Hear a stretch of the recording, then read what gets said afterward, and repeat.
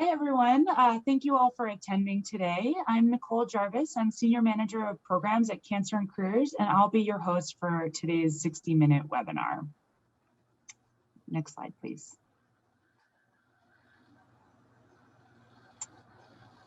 So before we begin, just a few housekeeping items related to accreditation. Today's webinar is accredited for CEUs by ANCC, NASW, the New York State Education Department State Board for Social Work, the California Board of Registered Nursing, and the Society for Human Resource Management. If you plan on receiving continuing education credit for this program or a general certificate, please proceed with the following steps. First, you must log in individually. Participants who listen in on someone else's line will not receive credit. Second, you must complete and submit the evaluation and post-test, as well as obtain a passing grade on the post-test, which is 80%. Following today's session, you'll receive an email with all of this information. This email will be sent by 5 p.m. Eastern time tomorrow, Thursday, June 3rd, and certificates will be emailed within 4 to 6 weeks. Also, please note that the planners and presenters for this program have not disclosed any pertinent financial relationships or conflicts of interest, and that no commercial support was provided for this program. Next slide, please. Thanks in part to direct support from Genentech, HSN, and QVC, Cancer and Careers is able to offer the 7th year of Balancing Work and Cancer webinar series. This program was created to provide patients and survivors, as well as their care teams and employers, with concise, targeted information around the work-related issues that may arise after a cancer diagnosis. Next slide, please. Additionally, we'd like to recognize Cancer and Careers year-round sponsors who support all of our core programs and allow us to continue providing resources and services free of charge. Next slide, please. Now, today we're focusing on a specific element of the job search process, networking. Networking tends to be a skill that many people feel nervous about in general. This last year, social distancing has also made the process of networking feel just a little bit different as well. But today we're going to cover the basics of networking, why it's important, and how to effectively network, whether you're able to do so in person or will need to continue to do so from a distance. But regardless of the format that you network in, it's critical to get comfortable with it, as it's an essential aspect of job searching and has shown time and again it's a crucial tool for getting a job. Even if you aren't actively job searching right now, networking can aid in creating future prospects if you do decide to switch jobs or go back to work at a later date. Now, we do understand each of you may have further questions today, so we'll have some time for those at the end of the hour. All questions that you want answered should be entered into the Q&A box, which is either located on the top or bottom of your screen. Please do not ask questions for Julie in the chat box, as we won't be monitoring it for that. If you are joining us via phone today, you can press *9, which will alert us of your question. So to take us through this topic, I'm thrilled to introduce Julie Jansen. Julie is a speaker, trainer, coach, and author who's helped thousands of professionals find success and satisfaction at work. She's written 2 books, but most important to us, Julie is one of the original coaches at CAC. She's been helping patients and survivors with their individual employment challenges for years now. Additionally, Julie is the coach who does our resume review service. So during this session, Julie's going to be providing strategies for successful networking that you'll be able to use during COVID-19 and beyond. As I mentioned, following the presentation, there will be time for you to ask questions, but for now, I'm going to turn it over to Julie to get us started. Julie? Thanks, Nicole, I appreciate it. So, networking is a big topic.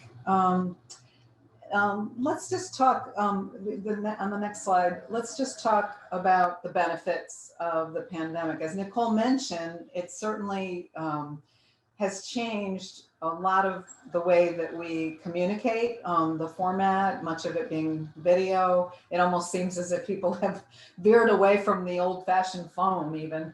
And so some of the benefits that I've seen, and maybe you have too, is that there's been an accelerated climate of connectivity and caring.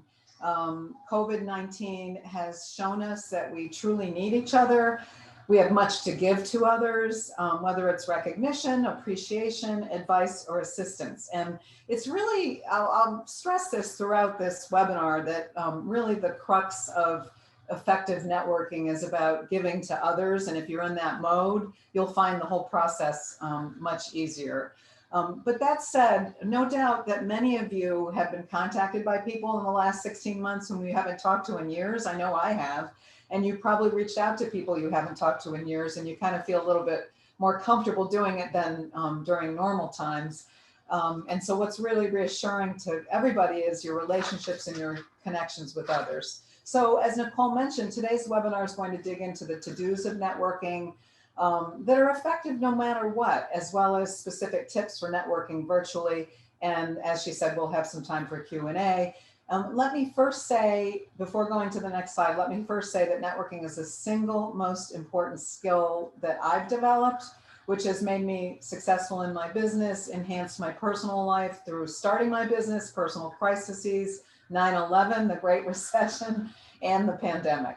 So let's dig into what networking actually is on the next slide. So networking, one back, Brian, thanks. Networking is an ongoing, interactive process of creating and nurturing productive relationships. And let me say, just like any relationship, there's no such thing as 50-50. So sometimes it may feel to you, especially for example, if you're in a job search, it may feel to you like you're reaching out. You're the one making all the effort. You're the one trying to talk to people and help people. But it does kind of come around. And what's the statistics show, they don't lie, 85% of jobs are found through networking. That's a huge percentage. 80% of jobs are what are called the hidden job market.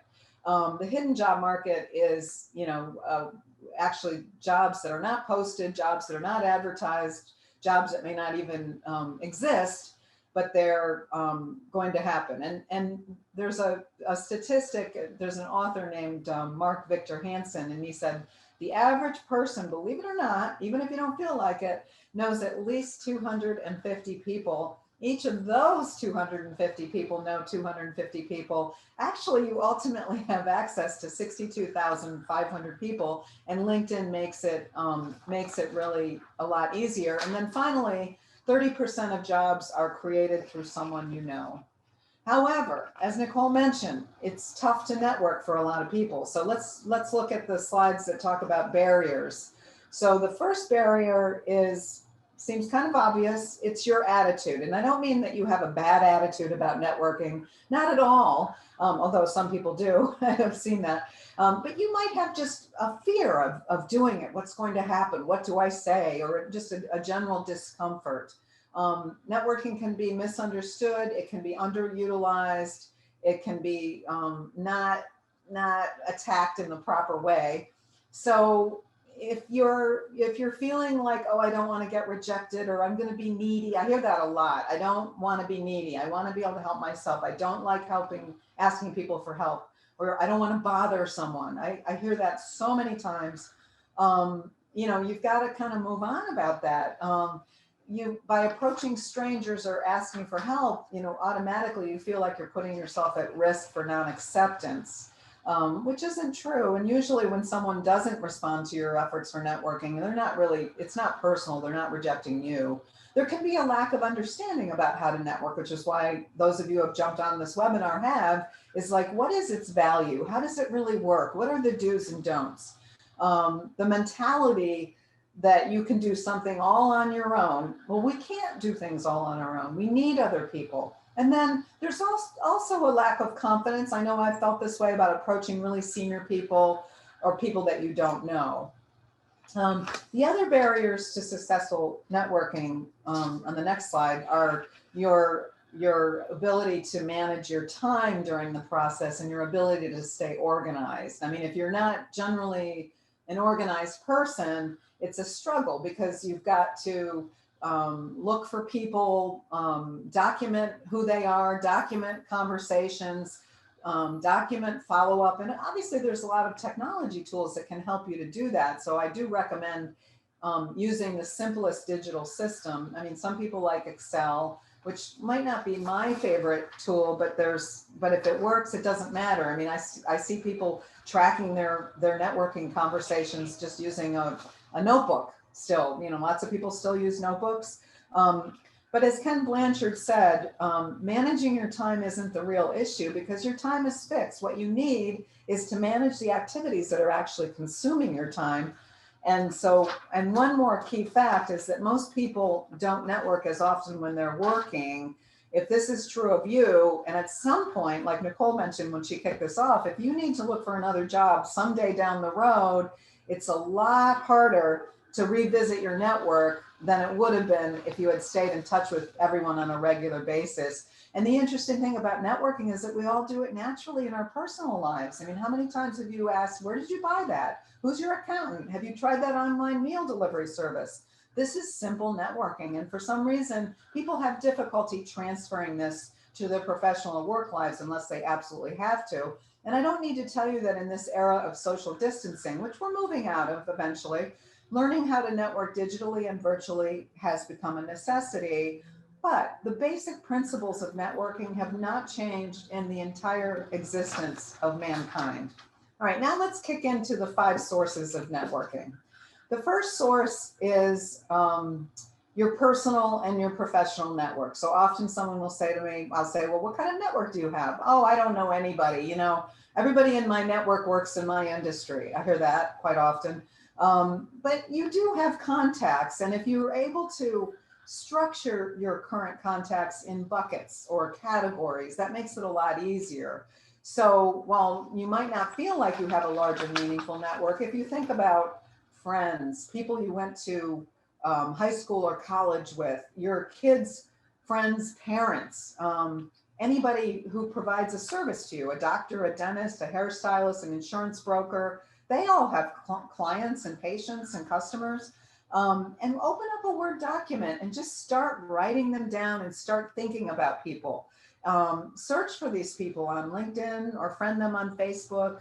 And then from now on, this is a really key point. When you talk to someone new, if you're on LinkedIn and you have a LinkedIn membership, automatically invite them to connect on LinkedIn. So that segues us to the next source of the 5 sources, and that's LinkedIn. I did a LinkedIn webinar recently. Maybe some of you attended it. If you're someone who's resistant to using LinkedIn, as I've said before, it's time to overcome it. You can use it in a very simplistic way. But let's talk about it. We know it's the most widely used business-oriented social network in the world. It's grown immensely. It's owned by Microsoft. It's 650 million people in 200 countries. And it's not just a database. There's a lot of good information on LinkedIn. So networking on LinkedIn is not about large numbers of people, but making meaningful relationships. Once you have your focus on what it is that you want to look for, like say you're trying to change careers and you want to get into a different field, it's great to look on LinkedIn for people who are doing what you'd like to do. So, and during the pandemic, I'll tell you, I have seen thousands and thousands of people jump on LinkedIn and use it who had never used it before. They kind of put their nose in the air and said, I don't need to use LinkedIn. And then they realized it's a wonderful tool. So update your profile, ask your connections for recommendations about you. Recommendation is similar to an old-fashioned reference. But it lives on your LinkedIn profile, and it's a nice little add-on that adds some color. Join some groups, comment on your connections posts, or you can just like your connections posts. Sometimes I just do that, and ask your connections how you can actually help them. So that's LinkedIn. Influential people. So that doesn't mean that you need to be reaching out to President Joe Biden, but influential people. People are influential in their chosen field or industry. It could be someone who's running a professional association or a trade association. Consultants, people that offer consulting services, they are dealing with a lot of people. So they know a lot of people.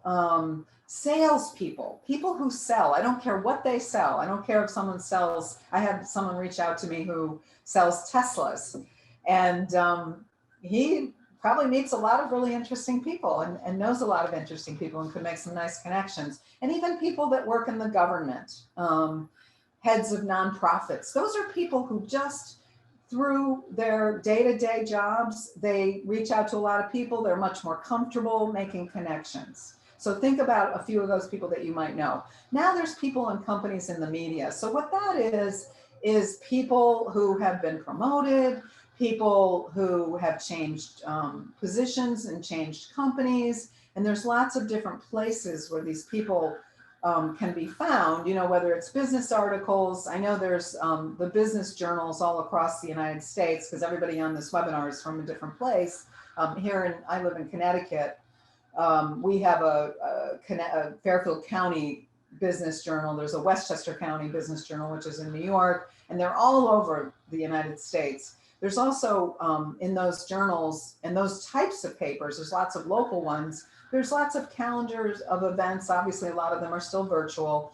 And so those are great places to just check out people and say, that person looks interesting. Let me reach out to them.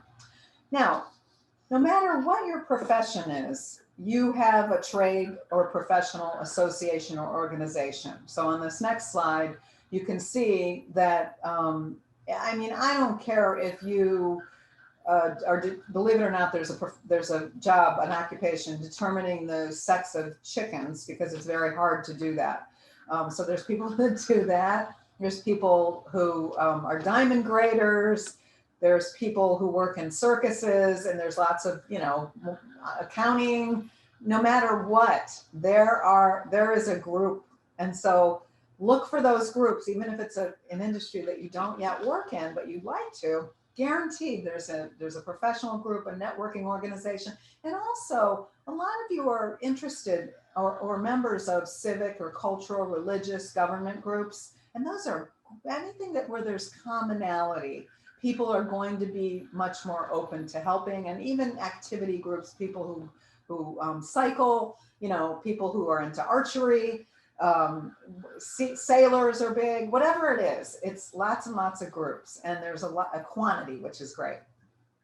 So the next source is recruiters and search firms. I get a lot of questions about recruiters and search firms. So I just want to kind of give you a quick overview. So what happens with recruiters and search firms is they tend to place people and companies in openings who are similar to the position that they're placing. So recruiters and search firms rarely help career changers. So if you're a career changer, it's going to be highly unlikely that you will be able to get interviews through recruiters or search firms. And generally, recruiters and search firms kind of separate by the salaries of the people that they place, whom they place. Search firms or retained search firms, executive search firms, they tend to have to get paid by their client up front to find a person. But the best way to find recruiters is a couple really good ways. Recruiters don't tend to be responsive if they don't think that they have openings that they can present you for. So don't be offended. People are always so offended, but that's just, they're bombarded, and so they can't respond to everybody. It would be nice if they did, but they don't. So ask your network, if in your industry, have you talked to a recruiter over the years whom you would be willing to refer me to? And remember, again, I can't stress this enough, that recruiters only place or interview candidates who are fit for jobs. So those are the 5 sources for networking. So moving on to how do you invite people to network with you, whether it's video or phone, or, you know, eventually it'll be in person. Let's talk about some specific skills that you can develop to use so that you can feel more natural, and even more important, that you can be effective. So with rare exception, I send an email, I text someone, I invite people to connect on LinkedIn. I comment on LinkedIn posts or updates, and I even make occasional phone calls that are just about networking. It's a habit. And if you develop that habit, it will become ingrained. And it's kind of rewarding and fulfilling to reach out to someone whom you haven't talked to in 3 months or 6 months or 9 months or even a year.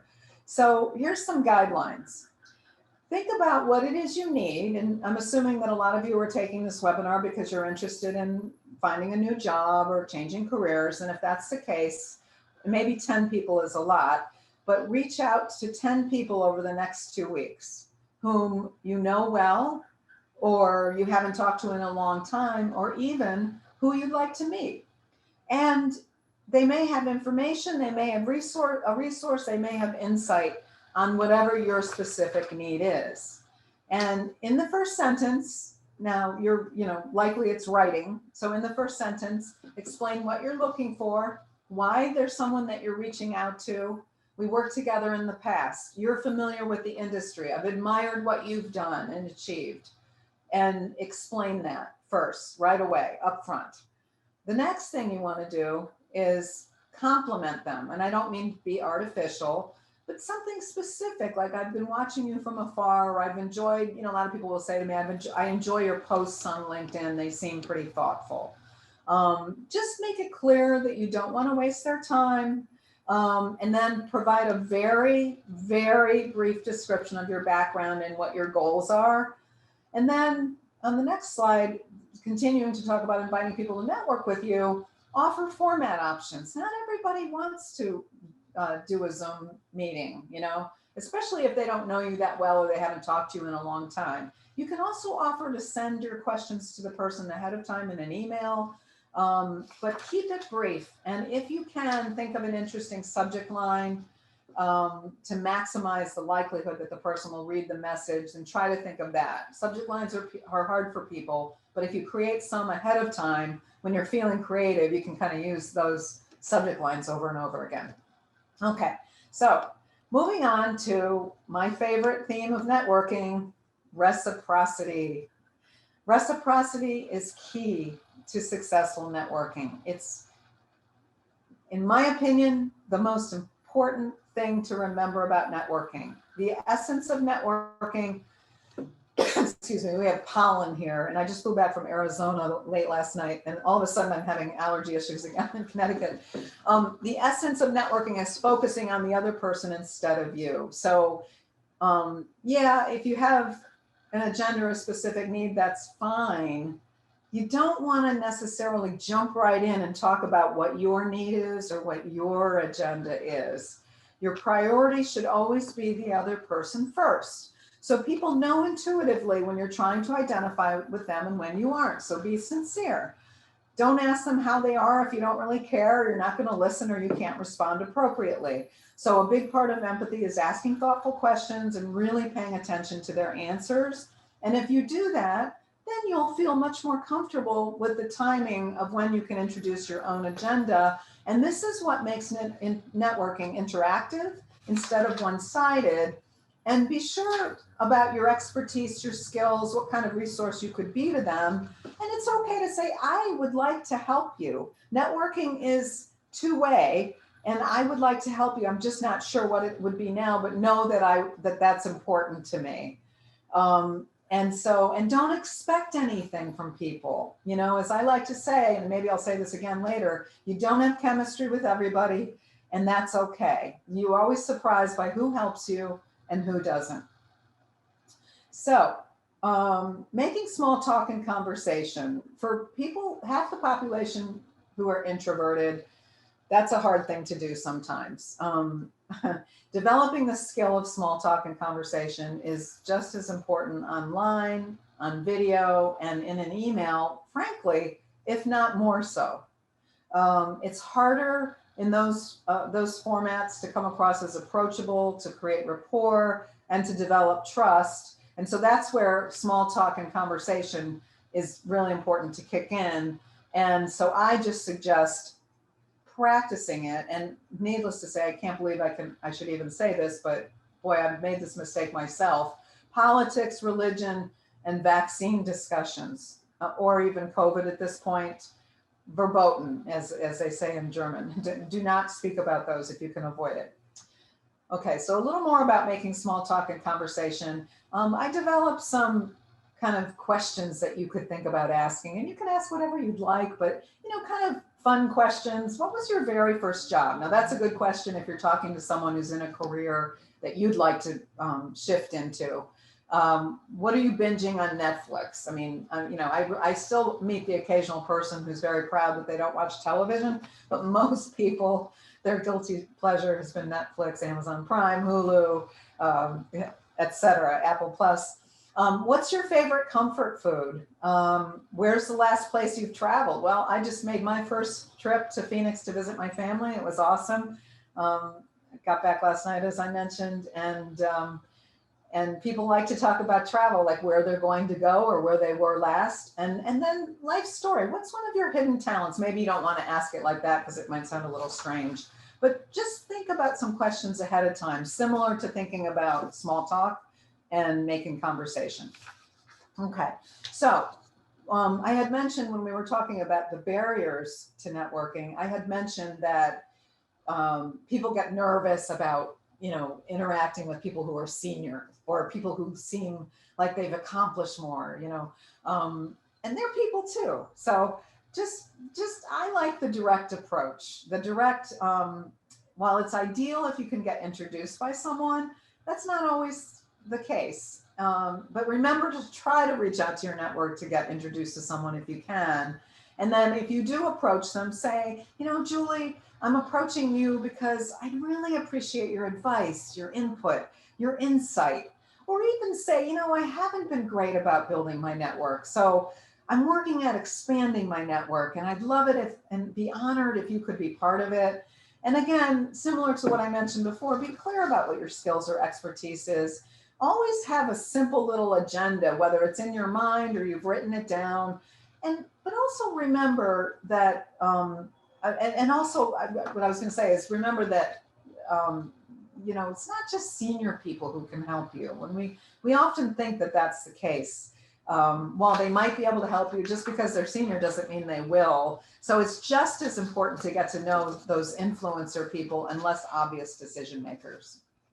So let's segue into networking etiquette. So never assume that people are acknowledged or appreciated. We forget to compliment people. We forget to acknowledge people. We forget to say, hey, you know, you did a good job, or that was really interesting, the way you approached that. So my rule of thumb is if I've spent 15 minutes or more with someone, I follow up. I acknowledge them either in a text or an email. Or if I'm not connected on LinkedIn, which I should be, as I mentioned earlier, every new person connect with them on LinkedIn and customize your invitation, by the way. And if you say you'll do something as a follow-up to your conversation, please do it. Don't drop the ball and not do it, because you want to, networking is about keeping the conversation moving, keeping the relationship going. Okay. And also, there are mistakes that people make. We've all made them. I've made them. Not making it easy for your networking contact to help you. Okay, so let me give you an example of this. So, hi, Julie, in an email. My name is so-and-so. Nicole Jarvis recommended that I give you a call or send you an email because I'm trying to get into marketing. And I say, oh, hi, it's nice to meet you. How do you know Nicole? And the person will say, I just happened to talk to her on the phone through Cancer and Careers. And I'll say, okay, well, now I have to start doing work. I have to find out, well, what does marketing mean? Marketing is a huge functional area, huge. There's like so many different jobs in marketing, and it could be marketing in a specific industry. So now I'm, well, what kind of marketing? Well, I can do any kind of marketing. You know, I'm very creative. Now I'm starting to feel exhausted already because I have to keep digging and get the person to be specific about what kind of help they're actually looking for. And so that makes it very challenging for the person you're networking with. So just make sure that you really hone in on, you know, whether it's these are the kinds of people I'd like to meet, or this is the type of job, these two jobs I'm looking at and I'd like to learn more about them, or whatever it is. And I'm sort of, you know, talking a lot about this because I see this mistake quite often. Forgetting that reciprocity is fundamental to the networking process. So we talked about that already quite a bit. Just promise me that the next time you reach out to someone, you make small talk, and then you try to dig a little bit and see what they need. I mean, it is a very few people who network with me who will say, Julie, you've been in your own business, it looks like for quite a long time. Is there a certain kind of client that you look for? I rarely ever hear someone offer that assistance to me. Maybe they think I have it all figured out, but I don't. Nobody does. Disappearing after meeting or talking with someone, even if you think, oh, I don't know, Julie's probably not the right person for me to, interact with, or maybe it doesn't seem like she wants to help or can help. Don't disappear. Just follow up, close the loop. Hey, it was so great. I appreciated your time.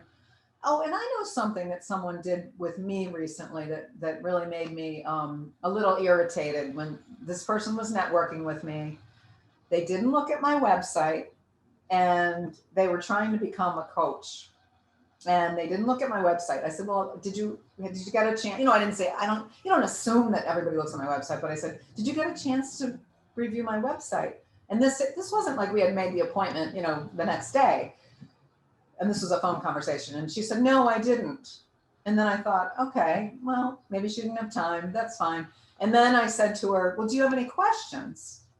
Anything that I can answer, because I'd love to help you, but I don't know how to help you. So to the first point of not making it easy for your networking contact to help.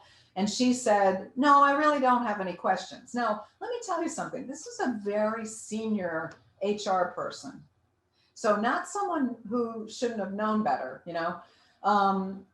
and then forgetting to lighten up. Yeah, you may feel like in dire straits because you need a job, you want a job, you need to earn, you're upset about losing your job because of COVID or because of your diagnosis, which we hear quite a bit at Cancer and Careers. All of that is real for you, but people tend to like to interact with people who aren't as intense, who aren't as serious. And it's okay for you to acknowledge that you're concerned, or you've got a little bit of anxiety or whatever, but also just be lighthearted and joke a little bit. And we all know that the best kind of humor is making fun of yourself. So those are some of the common networking mistakes. We'll talk just briefly. I'm sure you've already all figured this out. Nicole and I kind of debated about this, like, do we leave the video thing in? But yeah, we're stuck with video. And in fact, and I don't mean stuck because that sounds like it's negative. Sometimes I like it, sometimes I don't. But in fact, it's a great added venue. While some of us have used Skype for years, I certainly use Zoom, not on the level that I do now, and some of the other platforms, but not to this intensity. So communicating with video for most people makes you feel like you're with that person more so. But it's a good idea for you to keep video meetings shorter. So when the pandemic hit and I realized what was going on with all the coaching I do, I started offering half-hour coaching meetings. And I'll tell you something, most of my clients grabbed them. Also, it was financially better for them, but they loved the fact that it was 30 minutes, packed with an agenda, got to make it as productive and effective as possible. And truth be told, I love those too, much more than an hour. So then some more about communicating with video. We know this, we've all had our snafus. I've had plenty with technology. There's a lot of technology that you're using. So something will inevitably, if I can talk, go wrong. Clutter behind you. I still see weird things behind people. There are backgrounds on all of the, on Zoom and Teams and most of the formats. And some of the backgrounds are, like an ocean or conference rooms, or I don't even know when the next time is we'll sit in a large conference room. But that said, just be thoughtful about it. And maybe you can ask someone for feedback and do a practice session if you're still not really comfortable with Zoom and, seeing what your background is. I've actually asked people, because in my living room, there's this giant picture of a cow. and I've said to people, is that distracting? And almost everybody comments on it. Oh, I've only had one person say, oh, that cow creeps me out. Well, now I know that I'm not going to ever do a meeting with her with the cow behind me. And then just large light sources are tough. So those are some things about communicating with video. And then just one more slide about this. Make sure you put your laptop or your device so that you're kind of doing the head and shoulders view. There's lots of risers that you can buy. I'm using one right now. And it's hard to make eye contact because, you know, the camera is on, if you're using a laptop, it's on top of there. When I FaceTime my best friend and her husband, they live in Florida, I don't use a lot of Apple equipment, and the camera's in a different place, and her husband's constantly saying, Julie, the camera, it's over there. Julie, the camera, you're not looking at the camera. He's always reprimanding me. So it is a challenge, but we know that we all kind of suffer from the same things. And if you're using notes, place them adjacent to the screen if you can. Okay, so how do you stay in touch with your network? It's easy to just think, I don't have anything else to say. I mean, particularly in the past 15 months or so, you know, we're now all starting to kind of get out there and do things and actually go out to eat and things like that. But we felt like we didn't have a life. And how much can you talk about, you know, making bread or all the things that people were doing? You know, you can just reach out and say hi, it's okay, and ask how they are. But maybe don't say, how are you? I stopped asking people, how are you during the pandemic, and now I don't think I'll ever say that again. Share good news if you have anything, even if it's something really small. Invite people to a meeting, a yoga class. Actually, I got invited to a virtual wine tasting. This morning, I got a call from someone, I want you to come to a virtual wine tasting. I won an award with my company, and I was like really honored. And they actually ship a bottle of wine to everybody. I was all excited in June, so that's cool. Send an article or a blog post. I do that a lot, actually, with my clients in particular. Ask for advice. I was thinking about you, and you're pretty skilled at this. I was wondering if I could just ask you. Don't say pick your brain, because somehow that has a weird connotation. Send the person a link to a book title or a video or a podcast.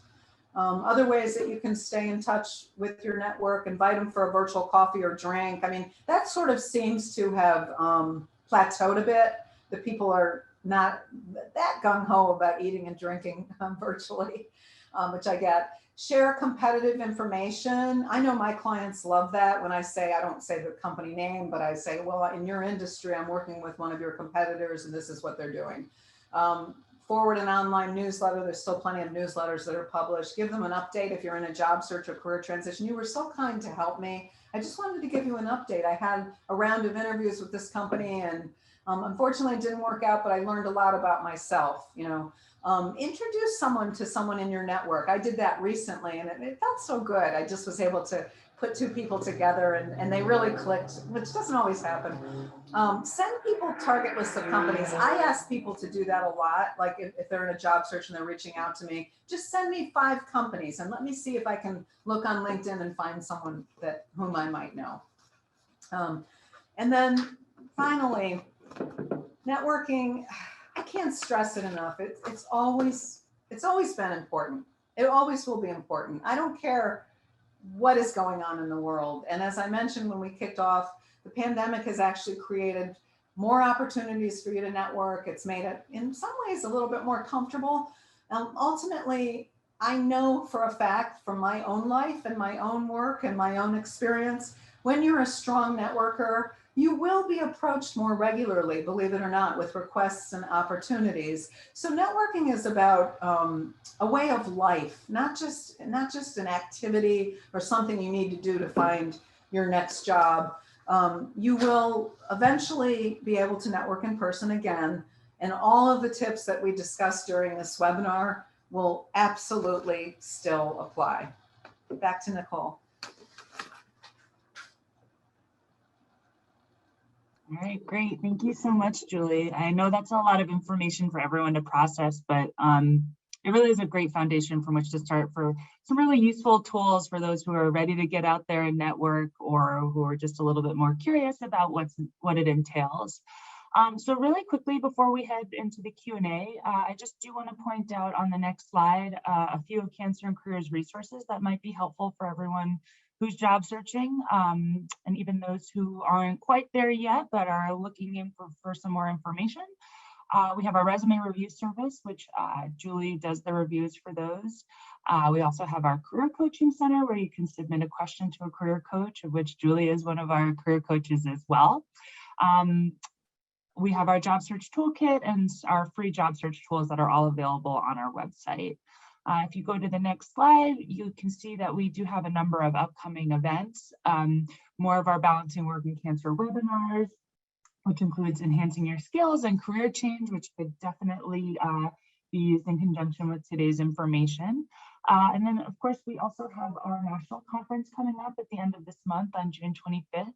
Registration is still available. There's space still available. And since it is virtual this year, we're hoping that it may be more accessible to those who have not been able to join us in the past in person. So I will open it up now for questions. Just a reminder, any questions that you have can be submitted into the Q&A box, or if you are on the phone, you can press *9. So I will give you all a minute in case you have any questions that are coming up now. I do see that we have a couple, so I'll just go through those now, Julie, and you just you let me know when you are all set. Okay, so this one is from John. John asks, what can I do to build my confidence? I've tried networking and just feel like it always hits a dead end, especially when it's time to kind of close the deal and move forward a little bit. So I'm having a lot of trouble getting back into it. What would you suggest are ways that I could build my confidence? Okay. Yeah, and it's definitely a situation that many people find themselves in, John. And so the first thing I would say is with anything that seems intimidating or overwhelming, you want to start small and start where you're the most comfortable. So it may well be just, practicing with your best friend or a family member and just kind of reaching out and saying, hey, I need to get into this networking thing. And can I just kind of, talk to you a little bit about this is what I would say, or this is what I would ask for, or this is what I would ask you. And then do that a little bit and then start this baby steps, just reaching out to people who are in your work network, or maybe people you went to school with, and then just kind of start branching out. And I really do believe that the more frequently, like if you said to yourself, I'm going to have a conversation every day that's just about networking. Mm-hmm. And the more frequently you do it, the more comfortable you're going to be. And just remember that you're not always every single time going to hit it out of the park with getting what you need in a networking meeting. Sometimes you'll just have this nice meeting and then walk away and go, oh, darn, I didn't really ask for anything. I didn't get anything. But that's okay, because it kind of is cumulative, and it'll move you to finally that person who will give you that, shed light on an opportunity or a person you can connect to. Absolutely. And I think, the confidence aspect is common among people with cancer and looking for jobs in general, if you've been out of touch for a while, or if there are certain things that you can't do anymore. So I think just any kind of actions that you can take to build your confidence will really help overall in the job search process, but especially in networking. So yeah, and it's if I may add to the confidence piece, Nicole, I think it's also not just confidence about networking. I mean, it's just sort of lots of things that you can do to build your confidence as a human being, like trying new things and making sure you're reaching out to your small fan club on a regular basis, doing things that make you feel good. And all of that just does help build your confidence overall. And I mean, even just speaking with people that you've worked with in the past who can give you some good ideas about, what it was like to work with you, and kind of working off of that can be helpful. Yeah. I think using all of the resources that might not be totally obvious is a really important thing to remember. We have a question from Ellen. What do I say to someone who might be interested in services? I tend to get flustered. I'm guessing maybe they have their own business. It says, what do I say to someone who might be interested in services? I tend to get very flustered. what does services mean, do you think? I'm not sure. You mean Ellen, like, do you want to speak to that? Maybe add a little bit more to your question if you're still on. in other words, does Ellen, do you have your own business or? That's my guess. All right. Well, yes, her freelance services. Oh, got it. Okay. That's what I thought. So Ellen, you know, even I have trouble with this, and I empathize with you. I forget to say to people, like when I say I have a satisfied client, you know, I wrote someone's resume and then they are like, Julie, thank you so much. And then sometimes I forget to say, oh, Ellen, if you don't mind, if you are happy with the service I provided, would you mind just keeping me in mind? And I really rely heavily on referrals. And so I would be so appreciative if you refer someone who needs a resume. And I've gotten it, sometimes I forget to do that. When I do it, most of the time the person says, oh, sure, Julie, I'd be happy to do it. And sure enough, I get a referral. So get in the habit of asking for referrals, first of all, you know, especially from satisfied clients. That's a good one. And then the other thing is just make sure you're really comfortable. It sounds crazy because you know what you do as a freelancer. Make sure you're really comfortable, very succinctly talking about what you do so that the other person understands. So say, you know, is it all right if I describe to you what I do just in case you stumble across someone who might need what I do? I do bup, bup, bup, bup, bup, bup. And then, you know, get comfortable with that. And sometimes a lot of people just don't do that. Yeah, absolutely. It can be hard to sell yourself, but it's a necessity, right? Especially if you are offering freelance. What you do. Yeah, I'm sorry to interrupt you, Nicole. You're selling what you do, not so much yourself. Yeah, it's you doing it, but it's like, this is something that someone needs and wants, you know? And so that's what it's about. And someone will be very happy that you provided that service for them. Absolutely. Okay, this question is from Erin. How much personal information should I share when networking? I know you said to avoid politics and religion, but is there other personal information that I should also avoid mention of? Well, that sort of opens up the topic of your cancer diagnosis. I don't know if that's what's being asked, but people do often ask that question, and Nicole's an expert on this as well. And so I think it's really, you decide what you want to share. You have no control over how someone is going to, excuse me, respond to you. You have no control over what someone's reaction is or what their experience has been with whatever it is. So you kind of, probably in the beginning, you want to be a little bit measured and a little bit careful, and not go down the TMI trail, you know? So, but just think about what is, and not because, and you don't want to share information because it's important to you. You want to share information because you think it will be beneficial for that person to know, or it'll be beneficial to having them be able to help you most effectively. So that's the light in which you want to look at that. Yeah, and I mean, I think when it comes to your cancer diagnoses, you are the one to make that decision, and really thinking about how it plays into this specific topic of you as an employee and what you can do and your skills and your experience. Right.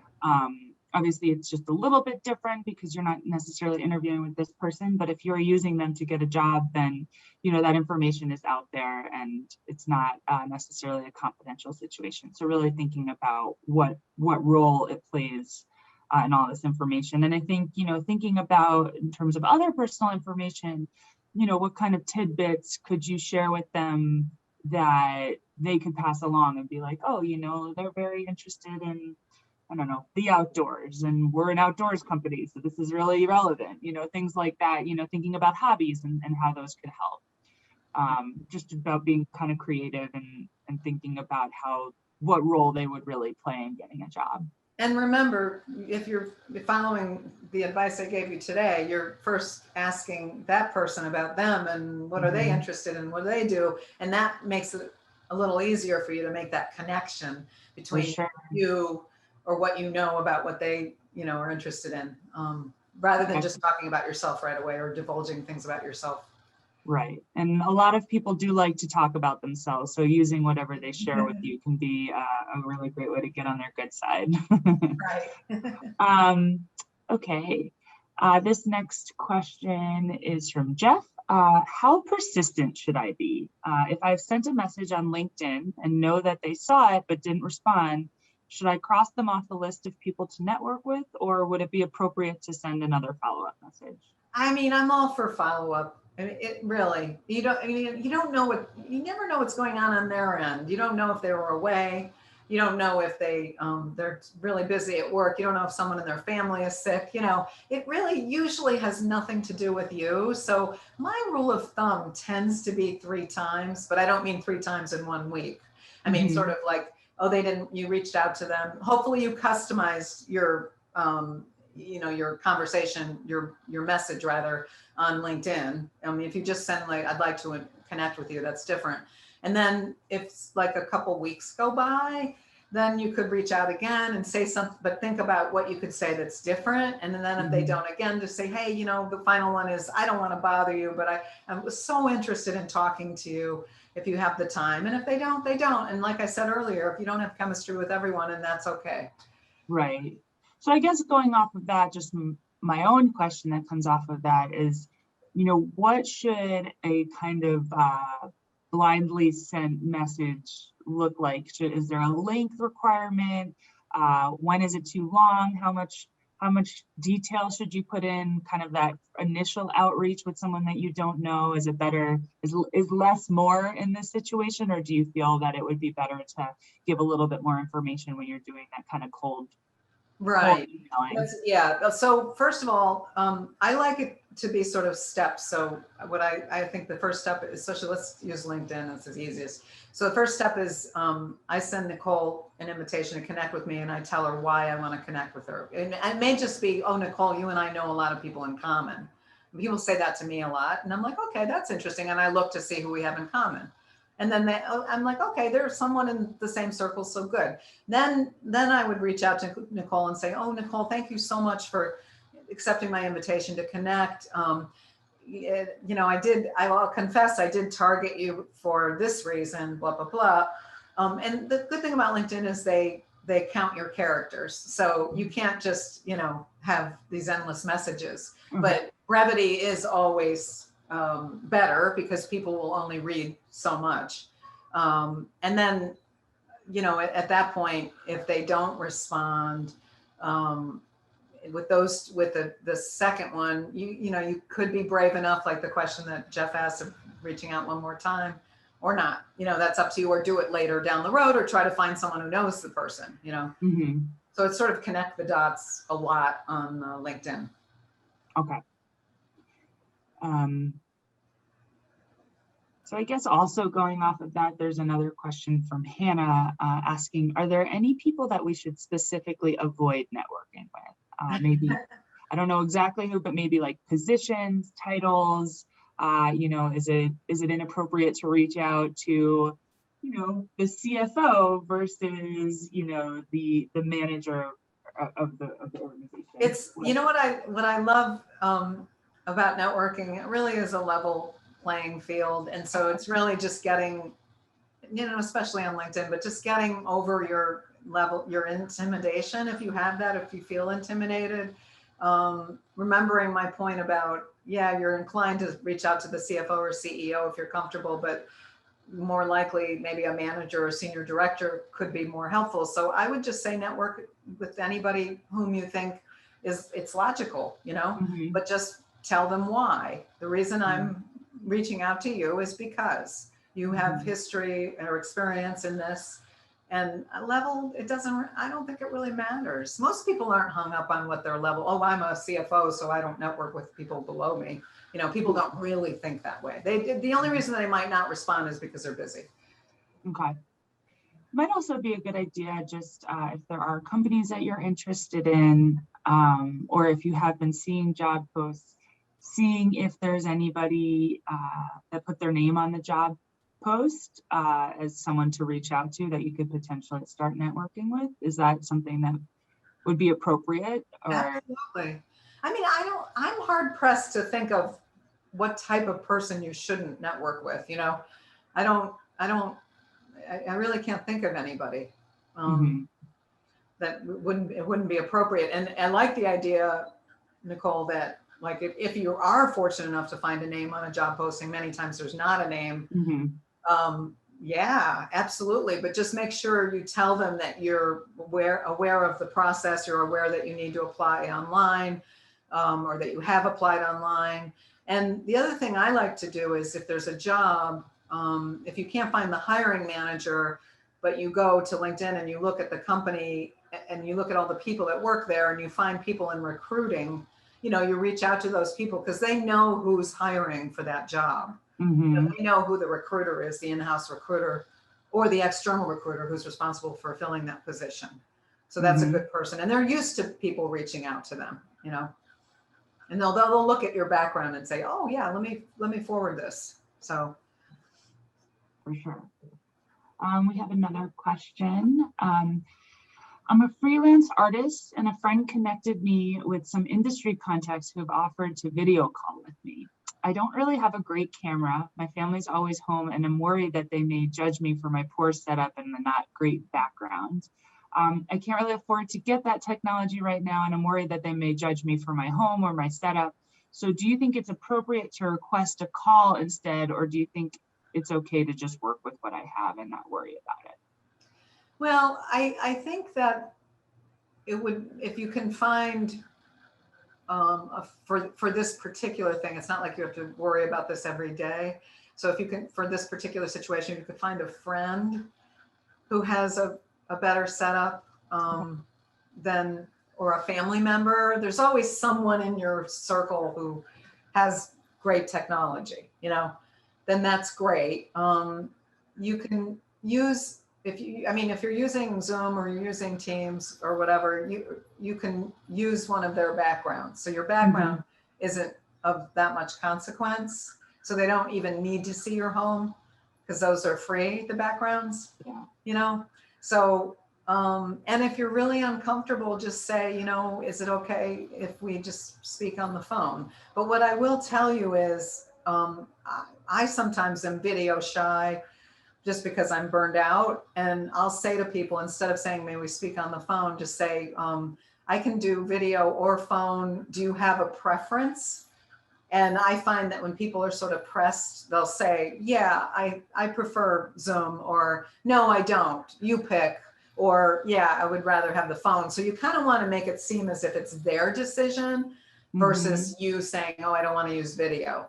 You know, and then I guess the final thing I would say is what's important is your art, not what your background looks like, or, you know, they're not judging that, you know, that's your art is what's important. Yeah, absolutely. It's focusing on what's important in these situations. Yeah. It can be challenging because you get overwhelmed by some of these stress emotions of it. I got it. Yeah. All right, I think we have time for one more question. How do I approach a second level connection who works at a company that has a relaunch program I'm interested in applying to, or that has an open position that matches my experience? So you can reach out directly to, if you've reached out to your first connection and said, can you please reach out to your connection, who's your second connection, and they haven't helped you, or they've reached out to that person and that person hasn't responded to them. I don't see any harm in going directly to that person. And what I like about your question is that you can say, so-and-so is our common connection. And so I noticed that you work at ABC Company and you have a relaunch program. I'm extremely interested and would love to talk to you about whether or not there's a match. You know, so at least you have like a warmer kind of intro because you have that person in common, and you can only hope that that person is someone whom they respect or like, which in most cases would be the truth, you know, wasn't someone that beat them up when they were a child or something, you know. I'm joking. Well, I hope that these were all helpful. You know, we are at the top of the hour, so I just wanted to start wrapping up. I really hope that you guys all found this webinar helpful. And as I mentioned, we really appreciate any feedback. So if you wouldn't mind filling out the online evaluation, we hope you'll take time to do so. It really helps us to develop this program. But even more so, it helps us to continue receiving the funding that we need in order to keep these programs free. If any questions come up for you after today, or if we didn't get to yours, please feel free to email us your question at cancerandcareers@cew.org. And once again, requirements for obtaining CEUs are found on this slide that's been up. Thank you so much to Julie for your insights as always. Thank you all for attending today, and have a wonderful rest of your day. Take care. Bye, Julie. Bye.